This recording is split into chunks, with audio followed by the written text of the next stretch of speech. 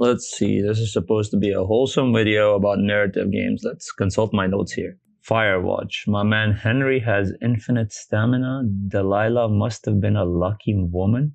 Before she got the early onset dementia. What the A Vampire Survivor is a type of game in which you shoot enemies without even having to press a button. Gather better weapons to shoot those enemies with, traverse the map and shoot even bigger enemies, and that's it. These games are popular because they are very fun to play. Their popularity is simple. You could say that these games are the essence of what video games are supposed to be, in that these games are pure mechanics. Kind of like playing Tekken at the arcade, When you think of video games, this is the image that pops into your head. On the opposite end of this spectrum are games where the mechanics take a back seat and the focus of the games shifts to the narrative. Today I want to talk about those games. Why are there games that seem like they should be books? Firewatch is a pretty simple game. It's a fun, relaxing experience, and it puts you in the shoes of a 39-year-old man whose wife has early onset dementia, and despite his best efforts, regardless of the fact whether you choose to take care of her yourself or drop her in a nursery home, either way he has to watch the love of his life lose herself right in front of him. He does what you usually do in this situation and takes a job as a firewatch officer deep in the middle of nowhere just so he can run away from his life's problems. Oh, and by the way, he also thinks he might be schizophrenic, is constantly paranoid, and has some dude tracking him in his conversations with the other firewatch officer, Delilah. Firewatch, in a way, is about making impossible choices.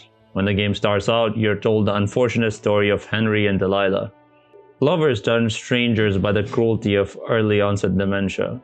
The impossibility I mentioned is in how the game handles choices. For example, you must manually accept that her condition gets worse, and it's the only option you have, or that you must manually choose to stay up late and keep drinking. Sometimes the only choice is the impossible one, the one you wouldn't see yourself making under normal circumstances. The game has two parts, essentially. The past, which you can only really accept or torture yourself with, should you so choose, and the present, which you can decide what to do with. Once the exposition is over, the actual game is about deciding who Henry is going to become. On your very first day, you can either choose to be playful or tell Delilah that she's a cunt when she asks what's wrong with you.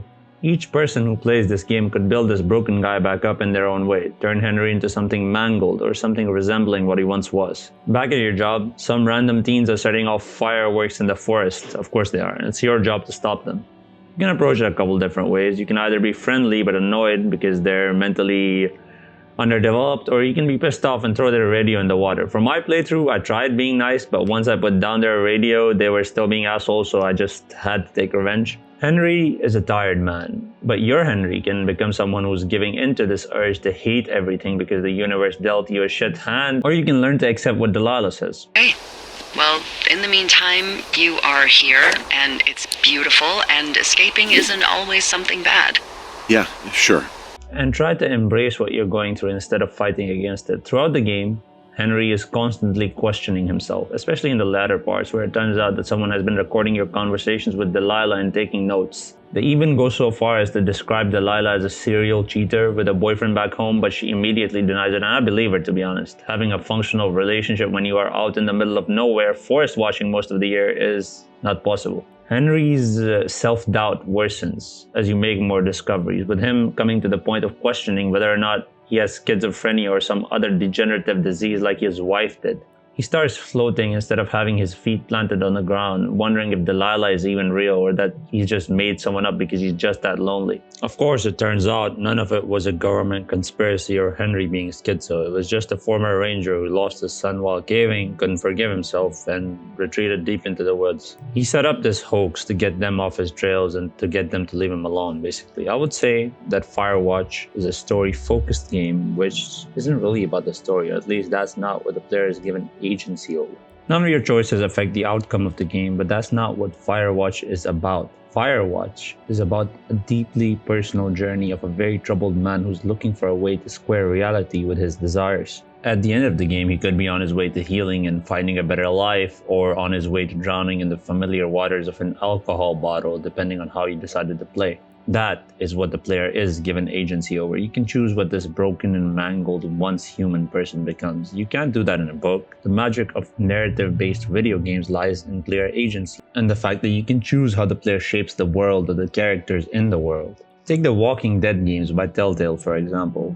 They're endlessly meme because of their opening screen. This game adapts to the choices you make. The story is tailored by how you play. And the ridicule is rightful to an extent. The Walking Dead games hail themselves as narrative experiences tailored around player choices, but most of your choices don't really matter. In Season 1, you play as Lee, a man convicted of murder and going to jail for the rest of your life, but given a second chance by the apocalypse, of all things. Early on in the game, you meet an 8-year-old girl named Clementine while you were running away from the zombies who were trying to give you a friendly kiss on the neck. You manage to run away from the zombies, kill one, and find out that Clem has been staying in the treehouse because her parents went away and left her with a babysitter that you just hammered to death. To be fair to you, the babysitter did have a deformed face and was trying to eat you in a not cute, cannibalistic way. You take Clem under your wing and you set out to survive the post-zombie apocalypse Atlanta. Throughout the game, you make plenty of apparently superficial choices that in the end don't really matter in the context of the broader story. Sure, you might save Carly or Doug and it might alter a few interactions, but again, nothing changes. Most of the time, it doesn't even matter what you choose. The farmer's son dies no matter what, so do Katja and Kenny Jr. It almost feels insulting because the game doesn't even have multiple endings. So what is the player agency in then? Why are these games so popular? Well, again, this game is about the characters and their dynamics. It tells a much better story than Firewatch, sure, but the star of the show is still character relationships and how you can shape them. The easiest example of this, of course, is Lee's relationship with Clem. You can either choose to be a hard ass who got stuck with this kid and is now responsible for her survival, or you can treat Clem like your own daughter. Similarly, with most other characters, you can pretty much define Lee's dynamic with them. Maybe you like Carly and are constantly flirting with her. Maybe you ignore her. Maybe you and Kenny are friends and you have his back almost every time. Or maybe he thinks you're a dickhead and won't even come with you to save Clem at the end of the game. Each and every character you meet will react to the choices you make, and it makes every playthrough a unique experience. I wish they'd gone more in depth with the branching storylines, but the game did come out in 2010. I believe what they managed to accomplish here is still very impressive for the time it was made in. The next game I want to talk about is one close to my heart. It's the Red Strings Club. The Red Strings Club is a game made by a core team of 3 people. We're a Deconstruct team and published by Devolver Digital. It's a cyberpunk, pixel art, narrative-driven experience that, in its very short runtime, does a surprisingly good job of exploring themes like determinism, transhumanism, and the cost of free will. You play as a bunch of characters in a bunch of places in-game, but it's mainly set in a bar called, you guessed it, the Red Strings Club.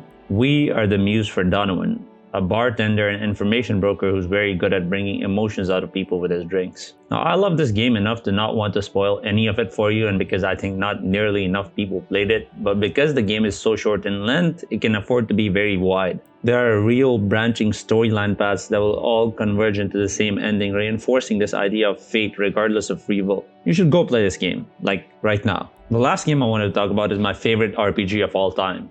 All hail Disco Elysium. It came out on October 15, 2019. The script for this game exceeded 1 million words. Helen Hintpierre did an amazing job, along with Robert Korvitz and the rest of the team.